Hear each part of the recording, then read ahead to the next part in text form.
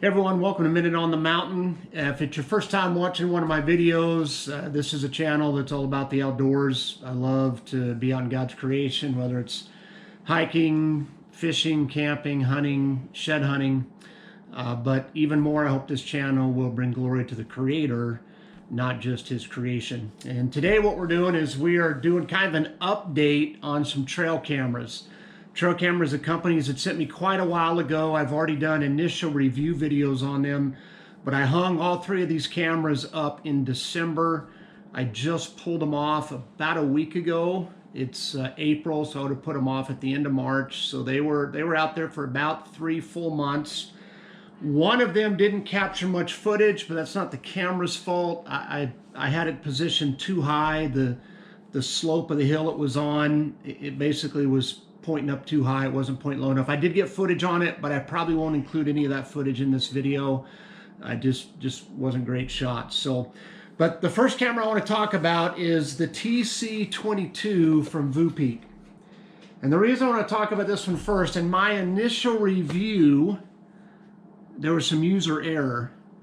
A little bit of the blue film that they put over the sensors when they ship it, I pulled the film off, but I wasn't paying close attention. Some of it stayed on, and that definitely impacted how well the sensors are working. It didn't really take any videos unless I was right up on it the first time I hung it, but I have a lot of footage from this camera when it was out for 90 days, and good footage. So I'm going to play footage from the TC22 and the T5, which is from New View Hunting. I'll put a little label on the footage so you know which camera it's from, and would love to hear which camera you guys think takes the better video. I think they're really close. I might give the edge to the T5 barely, but really happy that I gave this TC22 a second chance from VooPeak. The trigger speed seemed to work well. I had some footage of animals running across the camera, and it captured them. Good audio on it. I can hear the deer walking by. I could hear the deer chewing on a couple of them. So I think the audio is great. So I'll put links in the description for all three of these cameras. So it's the VooPeak TC22, the VooPeak TC02, which again, I've already done a review video on this. Really great little camera. I like this camera as well. I just didn't position it in a great spot. And then lastly, the T5 from New View Hunting.